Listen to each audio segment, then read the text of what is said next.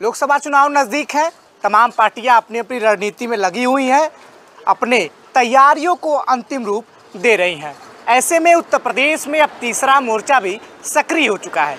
जहां अब तक इंडिया गठबंधन और एनडीए की बात होती थी, जहां इंडिया गठबंधन में समाजवादी पार्टी पीडीए फार्मूले पे आगे चल रही थी, पीडीए फार्मूले से 80 लोकसभा सीटों पे भारतीय जनता पार्टी का सुफड़ा साफ करने की बात कर रही थी, वहीं अब इस पीडीए फार्मूले पर पीडीएम नाम का एक ग्रहण लगने वाला है। ये पीडीएम क्या है, कैसे है, तमाम सारी बातों पर विस्तार से चर्चा करेंगे। अपना दल कमेरावादी यानी पल्लवी पटेल की पार्टी, जो अब तक समाजवादी पार्टी के साथ गठबंधन में थी, पल्लवी पटेल उस गठबंधन से कौशाम्बी से विधायक हैं, डिप्टी सीएम केशव प्रसाद मौर्य को हराया था। लेकिन इस लोकसभा चुनाव में सपा और पल्लवी पटेल की पार्टी के बीच काफ़ी अनबन देखने को मिली। राज्यसभा चुनाव में हमने देखा किस तरीके चीज़ें गई, बात करें तो एमएलसी चुनाव में हमने देखा किस तरीके की हॉट टॉक हुई अखिलेश और पल्लवी को लेकर। उसके बाद जब अखिलेश ने कह दिया कि 22 में गठबंधन था, 24 में नहीं है, तो मामला थोड़ा और भी ज़्यादा तूल पकड़ लिया। पिछले कुछ दिन पहले की बात कहें तो एआईएमआईएम के चीफ असदुद्दीन ओवैसी से मिलने हैदराबाद पल्लवी पटेल पहुंची। उसके बाद कल लखनऊ में प्रेस कॉन्फ्रेंस करके गठबंधन साफ तौर पे किया, और जिस तरीके से समाजवादी पार्टी पीडीए फार्मूले के दम पे 80 सीट जीतने का दम भर रही थी, अब उस पीडीए फार्मूले पर पीडीएम का ग्रहण ओवैसी और पल्लवी पटेल लगाने जा रहे हैं।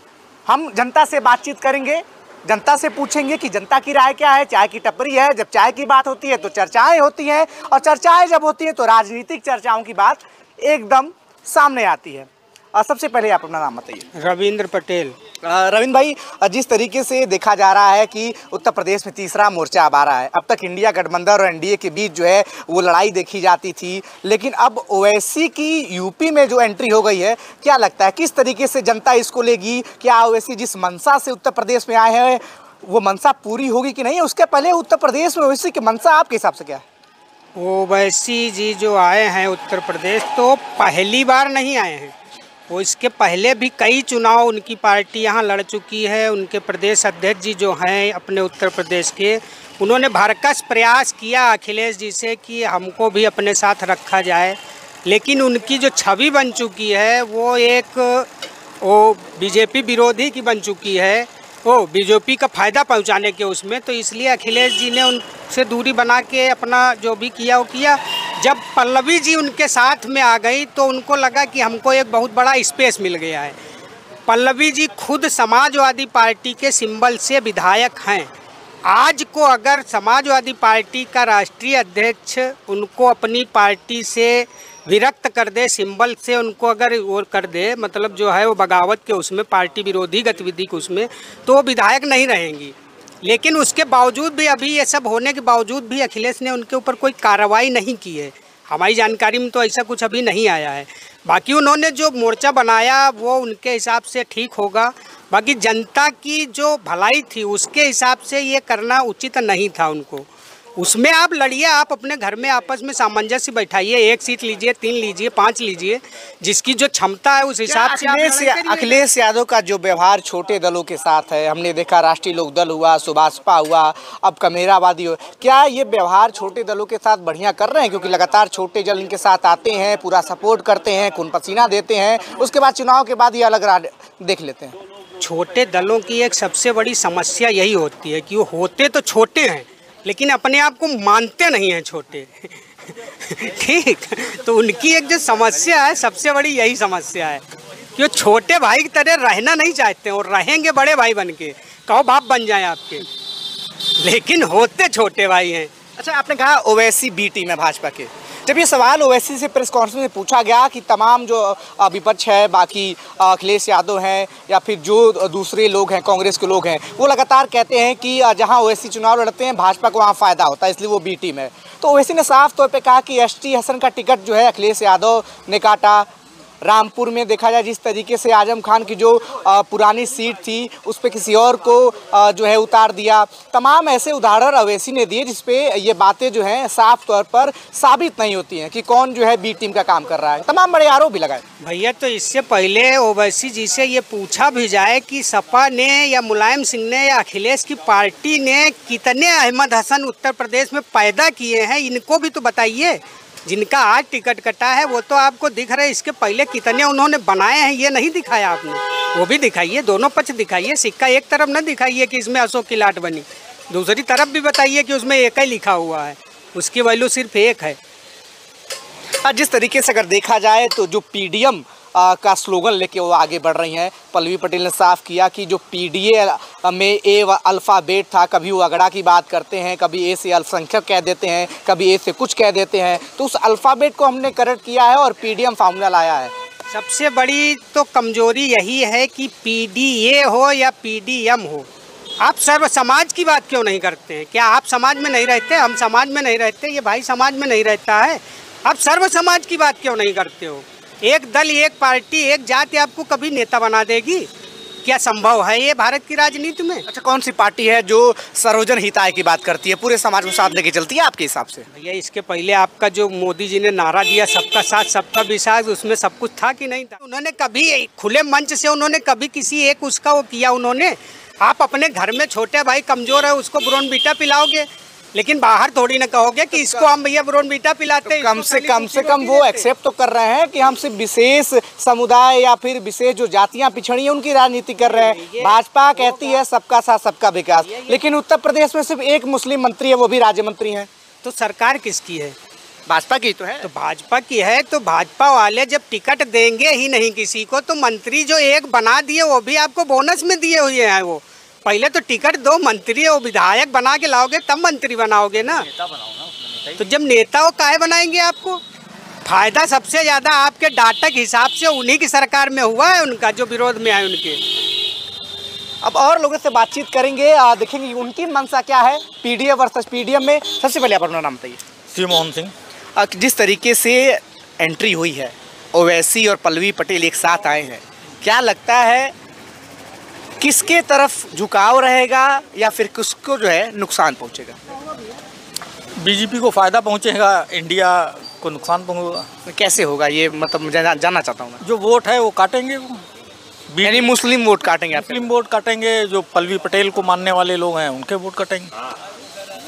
बनारस जहाँ से पीएम मोदी लड़ते हैं, बात की जाए तो बनारस में इंडिया गठबंधन से अजय राय प्रत्याशी हैं। अजय राय इसके पहले भी पीएम मोदी के खिलाफ चुनाव लड़ चुके हैं 2 बार, ठीक ठाक वोट पाया है उन्होंने, 1 लाख से ऊपर वोट पाया उन्होंने। यानी जो जनाधार कांग्रेस का बनारस में है बना हुआ है। इस बार भी लड़ाई है। क्या लगता है कि इस बार, देखिए जीत कौन रहा है बनारस से सभी जान रहे हैं, सेकेंड रनअप की मैं बात कर रहा हूँ, सेकेंड रनअप कौन रहेगा? देखिए हमारे अध्यक्ष जी अजय राय जी क्रांतिकारी हैं, अच्छा चुनाव लड़ेंगे और जीतेंगे भी। लखनऊ की अगर बात करें, अदानी लखनऊ है, ये इंडिया गठबंधन से रविदास मल्होत्रा हैं। बाकी भाजपा और एनडीए गठबंधन से रक्षा मंत्री खुद यहाँ से हैं, कई बार यहाँ से सांसद रह चुके हैं, उत्तर प्रदेश के पूर्व मुख्यमंत्री भी थे।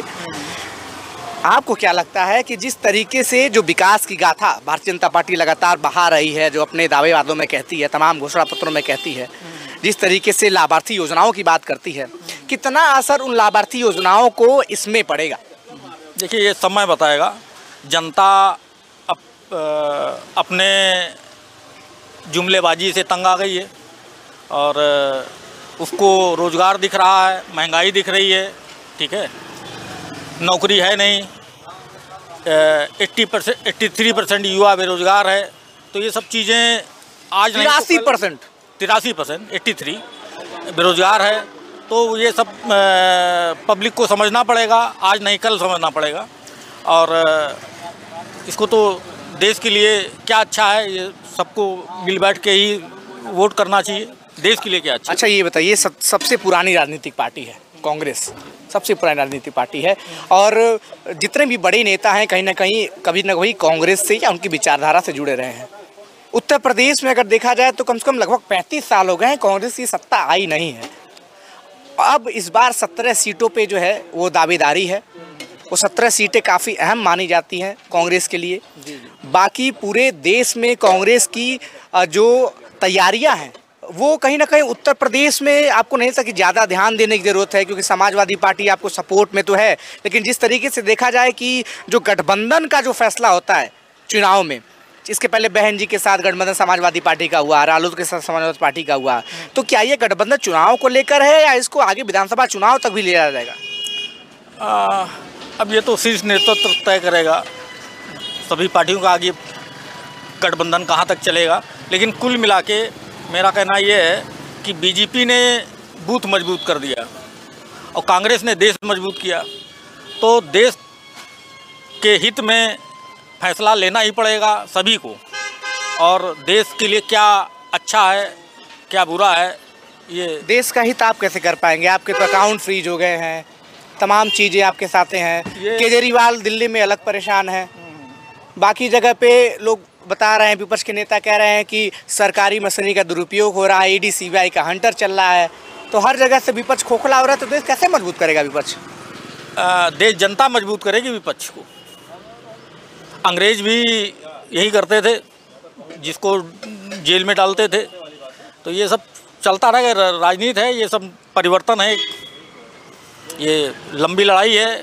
पब्लिक को अंततः अपने बेरोजगारी और उसकी जो समस्या है, महंगाई है, तो उस पर आना ही पड़ेगा, नहीं तो असफल देशों की श्रेणी में हम लोग खड़े हैं। आप अपने देश को असफल देश मानते हैं? ये रिपोर्टें कह रही हैं। बांग्लादेश के आप हैप्पीनेस इंडेक्स देख लीजिए, कहाँ थे कहाँ आ गए। 80 करोड़ लोग जो है राशन देना पड़ रहा, कौन लोग हैं वो जिनको 80 करोड़ लोग जो उनको फ्री राशन देना पड़ रहा है, वो गरीब हुए कि नहीं हुए? पहले 36 करोड़ थे, अब 80 करोड़ हैं, तो मिडिल क्लास ही तो गरीब होता जा रहा। बड़ी बात कह रहे हैं आप? बड़ी बात है। अडानी नंबर 2 का अमीर हो गया है, भारतीय जनता पार्टी नंबर 1 की विश्व की धनी पार्टी हो गई। पैसा जा कहाँ रहा है? इलेक्टोरल बॉन्ड पे कोई चर्चा कर रहा है मीडिया से लगा के? कोई मैंने पूछा आपसे, आप बताइए। मैंने बता तो रहा हूँ, मैं पब्लिक चर्चा कर रही है, अंदर मीडिया चर्चा कर रहा है। नहीं, चर्चाएं तो चुनाव में होती रहती है रोज, हमेशा हमेशा। नहीं, मेन स्ट्रीम मीडिया कोई इस पे चर्चा कर रहा? कोई नहीं कर रहा। मीडिया सब कॉर्पोरेट की हो गई, बिक गई है, तो आखिरकार पब्लिक को कभी ना कभी तो समझना ही पड़ेगा इस चीज़ को। क्या लगता है इस बार पब्लिक मान जाएगी? देखो, देखते हैं, हम लोग तो पब्लिक के साथ हैं। राजधानी लखनऊ के शर्मा चाय पे हम मौजूद हैं। हमने लोकेशन चेंज कर दी है, अलग जगह पे अलग लोग मिलेंगे, अलग प्रतिक्रियाएं उनसे ली जाएगी। तो जिस तरीके से पीडीए वर्सेस पीडीएम या इंडिया गठबंधन वर्सेस एनडीए की बातें चल रही हैं, इसको लेकर हम राजधानी के लोगों से बातचीत करेंगे कि उनका क्या विचार है, क्योंकि हर राजनीतिक दल जो है ये दावा कर रहा है कि इस बार के चुनाव में यूपी की सभी सीटों पर विजय हासिल करेंगे। विजेता तो कोई एक ही होगा, लेकिन दावा सभी कर रहे हैं। तो उनके दावों में कितनी जान है, ये जानने के लिए हम शर्मा चाय के पास हैं, इनसे बातचीत करेंगे और बातचीत के माध्यम से उन दावों को परखने की कोशिश करेंगे जो बड़े और छोटे दोनों ही राजनीतिक दल लगातार कर रहे हैं। हमारे साथ कुछ लोग हैं, देख सकते हैं किस तरीके से यहाँ पे तमाम लोग मौजूद हैं, उनसे बातचीत करेंगे, उनकी प्रतिक्रियाएँ लेंगे। सर, नाम क्या है आपका? मेरा राकेश नाम है। क्या करते हैं? मैं जॉब करता हूँ, बिजनेस करता हूँ, सॉरी। हाँ, बिजनेस करते हैं। बिजनेस करते हैं। तो व्यापारी वर्ग से आप हैं, जिस तरीके से जीएसटी का मामला लगातार विपक्ष उठा रहा है कि छोटे व्यापारियों को जीएसटी से परेशान किया जा रहा है, इस चुनाव में उस मुद्दे को भुनाने का प्रयास विपक्ष कर रही है। इसके पहले जिस तरीके से देखा जाए कि जीएसटी का एक पूरा प्रोसेस लाया गया था ताकि टैक्स की चोरी है उसको रोका जा सके, तो आपके जीएसटी पे क्या विचार है? क्योंकि तमाम व्यापारियों ने प्रदर्शन भी किया था और जो जीएसटी विभाग के अधिकारी हैं उन पर कई आरोप लगाए थे कि जो प्रताड़ना हो रही है इसके माध्यम से। आप कैसे देखते हैं? देखिए, इस विषय पे हम कुछ नहीं बोलना चाहेंगे, क्योंकि जो जीएसटी आप मैटर बता रहे हैं, आप सीधे सीधे आप ये बताइए कि कोई भी गवर्नमेंट आएगी, ठीक है, कोई ना कोई टैक्स का तो पैटर्न में तो लाएगी ही। जो चोरी करेगा उसको हर जगह से दर्द होगा। जो दो नंबर का काम करते हैं, ब्लैक मनी, ये सारे लोगों को प्रॉब्लम होने वाली है। उनका ब्लैक कैसे वाइट होगा, आप ये समझने की कोशिश करिए। ठीक है, आप कह रहे हैं जैसे जितने भी हैं अधिकारी, अब जैसे मैंने देखा, मैं एक मान के लिए नॉर्मल एक जॉब बिजनेस कर रहा हूँ, ठीक है, हम लोगों को प्रॉब्लम तो नहीं हो रही है। अब जो लार्ज स्केल में कर रहे हैं, जिन्होंने कुछ सही तरीके से भी काम करते हैं, कुछ इलीगल भी काम करते हैं, कुछ गलत तरीके से काम करते हैं, उन लोगों को तो प्रॉब्लम होगी ना। तो समझने की कोशिश करिए। अब जैसे जॉब पे मैंने देखा अभी कुछ दिन पहले कुछ लोग जॉब पे जाके धरना देने लगते हैं, सैलरी उठा रहे हैं 50,000 1 लाख सैलरी उठा रहे हैं और धरना देने लगते हैं कि मुझे पेंशन चाहिए, ये चाहिए। उन बेचारियों के पास जो बेरोज़गार हैं, वो जो स्ट्रगल कर रहे हैं, जो कंपटीशन कर रहे हैं, उन लोगों के बारे में नहीं सोचते। मतलब सही से जॉब भी नहीं करनी है, धरना भी देना है, वो एक टाइम पास हो गया उनका। ठीक है, तो ये जीएसटी वेएसटी कोई मैटर नहीं करता है। अच्छा, आगामी लोकसभा चुनाव को किस तरीके से देखते हैं? इंडिया वर्सेज एनडीए का मामला चल रहा था, जहां अखिलेश यादव कह रहे थे कि पीडीए एनडीए को हराएगा। अब पीडीए की तर्ज पर पीडीएम आ गया है। देखिए, ये तो अभी चुनाव का समय है, ठीक है, तो इस समय सभी लोग बोलेंगे, ठीक है। तो प्रेजेंट टाइम में अगर आप देखेंगे, एनालिस्ट करेंगे, तो इस समय जो भी है तो वन साइडेड है। ये जो चुनाव होगा ये वन साइडेड होगा, और हम चाहते हैं कि हमारा देश इस तरीके से तरक्की करे कि यहाँ पर कोई भी चीज़ें, मैंने देखा है धर्म के वजह से होने लगे, धर्म और जाति के तरफ ज़्यादातर जाते हैं। अब जैसे मैं हिंदू हूँ तो मैं कह दूँगा चलो मैं बीजेपी की तरफ सपोर्ट करता है, मुस्लिम अलग, तो ये गलत है। देश तभी तरक्की कर सकता है जब एक ऐसी जो भी गवर्नमेंट चल रही है, सभी मिलके हमारे देश की तरफ सोचने की कोशिश करें, अपनी जाति और धर्म की तरफ नहीं कोशिश करनी चाहिए। ये ज़्यादा बेटर माना जाता है। आप कह रहे हैं कि वन साइडेड चुनाव होगा। राहुल गांधी पूरा देश 2 बार घूम गए, कोई फ़ायदा नहीं होगा उनको? देखिए, अब घूमने से, ये बताइए, अब मैं यहाँ पर जिस तरीके से बैठा हूँ, ठीक है, कोई घूमने से कुछ नहीं मिलता है, बात समझ रहे हैं, या किसी से बात करने से कुछ नहीं होता है, दिखाना पड़ता है, करके दिखाना पड़ता है। करके दिखाया है बंदे ने। बंदा मणिपुर गया, तमाम बड़े लोग मणिपुर नहीं गए, सत्ता वाले मणिपुर गया, लोगों से मिला। तो मिलने से क्या होता है? ठीक है, कि मिलने से कुछ नहीं होता। उनकी बातें भी आप सुन के अगर देखेंगे, तो अगर बच्चे भी अगर उनकी बातें देखते हैं या सुनते हैं तो मजाक लगता है उनको। ठीक है, देखिए एक्चुअली क्या होता है, अभी भी अब मैच्योर है, आप ये कहना चाहते हैं? मैं आपको ये बता, मैच्योर की बात नहीं है। देखिए एक्चुअली क्या होता है, जो बंदा एक, मान के चलिए अभी आप शर्मा चाय पे बात कर रहे थे, एक चाय बेचने वाला इस समय प्रधानमंत्री है, तो वो जानता है कि कहाँ से वो उठ के कहाँ गया है, तो उसने हर एक चीज़ को फेस किया हुआ है, और वो कहाँ से उठकर कहाँ गया, तो उन्होंने हर चीज़ को फेस नहीं किया है, इसलिए वो कई चीज़ों को जानते नहीं हैं। वो उनको एक PDF दे दिया गया कि भाई अब पढ़ के बोलो, वही भाषण दे दिया, वो एक चीज़ बात हो गई।